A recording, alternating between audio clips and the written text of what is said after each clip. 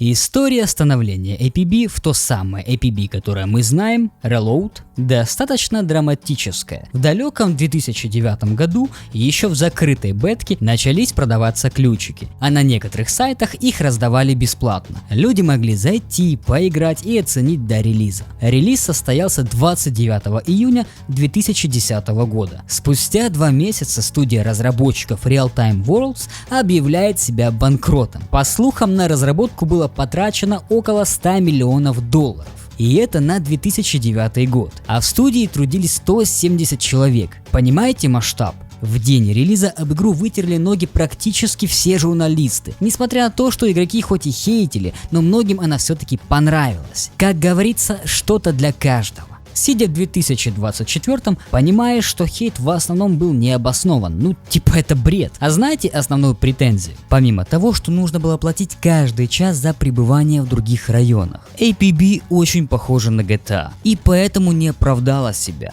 Ожидания были слишком велики. Только не 5-й GTA, так как она в то время еще даже и не вышла, а GTA 4. Как вы знаете, к 4-й GTA планировался онлайн, но вскоре его официально убрали. И что здесь плохого, что игра пыталась быть GTA, но только ММО. Я хз, если честно. Тем не менее, APB была платной. Но разработчики из Real Time Worlds, хоть и потеряли почти 120 сотрудников, 50 человек все равно сидели и пилили контент. Спустя месяц четверть сотрудников вернулись взад и уже почти что старыми силами экономили на всем, лишь бы поддерживать свое детище. Ну а тем игрокам, которые уже перестали верить в игру, Electronic Arts предложила компенсацию. Всем тем, кто приобрели ключик, выдали специальный код, с которым они могли пройти на сайт и забрать любую игру. В общем, проект наделал очень много шума. Даже Epic Games. Я, кстати, хз, чем они занимались в 2010 году, но один из разработчиков APB отправился в студию Эпиков, чтобы они выделили им средства. Но контракт не состоялся. По итогу, на какое-то время APB ушла в затишье. Как оказывается, их купил издатель K2. И уже спустя пару месяцев сообщили, что возрождают APB под новым названием APB Reload, которая в свою очередь релизнулась уже 23 мая 2011 года. В октябре того же года наши друзья, в кавычках, Innova, издают специальную версию APB для СНГ. И, кстати, по последним данным на декабрь 2011 года, после перехода на Free-to-Play, APB Reload удалось собрать армию в 3 миллиона человек. Пока собирал инфу, вспомнил, через что я запускал Европу. Через лаунчер от Game First Life. Но уже в 2015 году наконец-то игра добралась и до Steam, где, как оказывается, я также успел поиграть. Жаль, что FGame давно уже не издает APB. Я бы хотел зайти на свой акт. Там столько доната. В общем, в 2016 году выходит на Xbox One и спустя чуть меньше года на PlayStation 4. На данный момент у APB Reload смешанные оценки в Steam 63%, а вот уже на других сайтах оценки от пользователей достигают даже 8.3 из 10. В 2018 году APB Reload выкупает уже третий издатель Little Orbit или Little Pony. В 2019 происходит анонс нового режима. И это барабанная дробь. Хотя стой, что было популярным в 2017 году? То, что подняло Twitch, взорвало нахрен всю игровую индустрию. Ну ладно, может быть, скажу, что она была на первом месте в Steam и до сих пор никто не побил этот рекорд? Да, вы все правильно поняли. PUBG. Так вот, даже в APB Reload решили добавить режим королевской битвы. Получилось скучновато. Но это совсем не тот сеттинг. Им нужно было доработать механику автомобилей и добавить какие-нибудь заезды из андеграунда. И плюс внедрить вид от первого лица. Мне кажется, даже такие незначительные обновы дали бы хороший буст. Вы представьте только, вид от первого лица в APB. Что-то интересное. Пусть бы это было чисто в некоторых режимах. Чуть позже, в году так 2020, может 2021, начало очень сильно форситься то, что в APB Reload завезут новый движок. Не для машины, а игровой движок обновится. И честно, это была бы разрывная инфа. Но как-то все так и утихло. Зато в августе 2024 закрываются сервера на консолях, а онлайн в Steam колеблется в районе 700 человек. Как бы там ни было, обещаний по поводу обновлений было много. Частенько хотели выпустить что-то глобальное, но, видимо, уже не судьба. Сама идея прекрасная. Тот геймплей, те механики, которые присутствуют в этой игре, GTA 5 как до Москвы раком, а очень хотелось бы достойного конкурента для GTA, чтобы Rockstar не расслабляли булки. И я считаю, что если взять сейчас концепт игры, причем готовый и проверенный, можно сказать десятилетием, бахнуть новый движок, тот же Unreal Engine 5, слегка изменить стрельбу, кардинально переработать движение машин, накидать пачку ивентов, хороший античит, да и все. Полетели играть. Как минимум яйки Rockstar затряслись бы. По крайней мере до выхода GTA 6. Но мы скорее всего наблюдаем упадок игры. Ее последние вздохи. Хотя многие уже десятки раз ее хоронили. Она все никак не может уйти на покой. Моментами не то что бьется как лев, а просто бьется. В конвульсиях. Что у нас, собственно, по игре? То, что она фановая даже сейчас, тут не поспоришь. С самого начала слышно везде перестрелки. В одно нажатие берешь квест и погнал веселиться. В те далекие времена, когда мы играли с друзьями, это был как глоток чего-то свежего. Ведь до GTA 5 оставалось еще 4 года. Мы играли сначала на 4Game, так как в Европу моего друга не пускало. Не из-за визы, если что. Каким-то образом то ли требования отличались, то ли еще что-то. В общем, с 2 ГБ оперативы...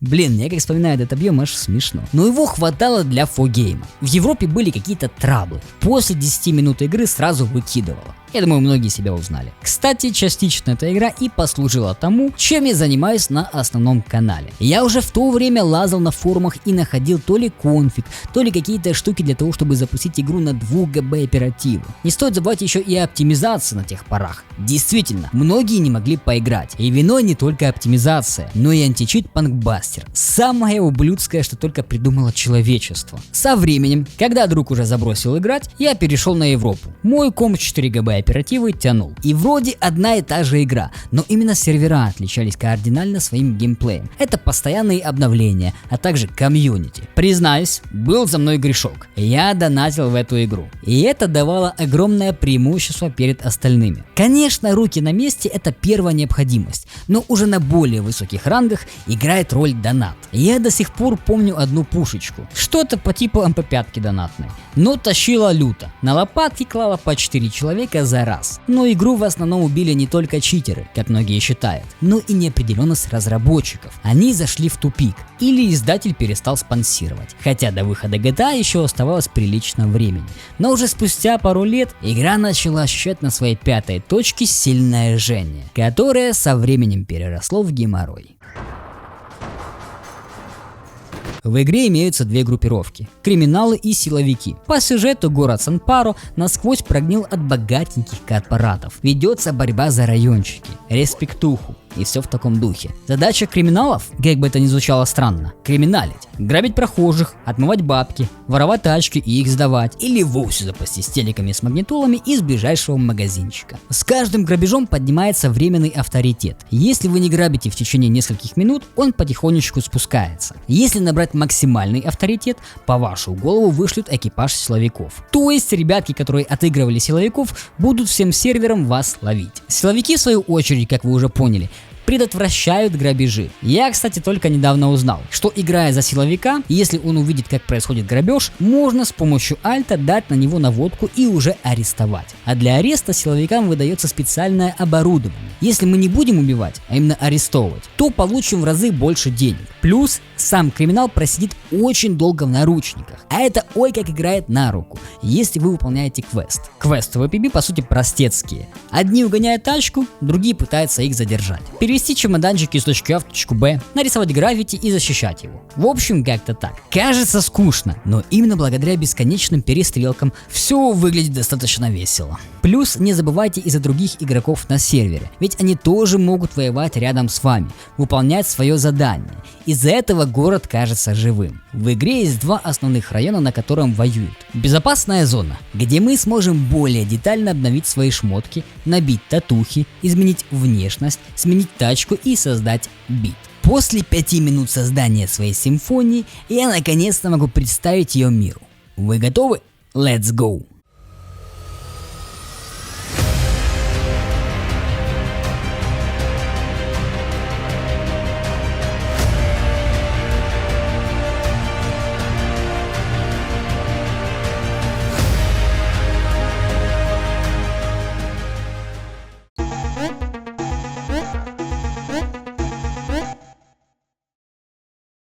Теперь, когда я буду убивать врага, он будет слушать мой личный небольшой шедевр. Anyway, давайте покажу, что люди насоздавали.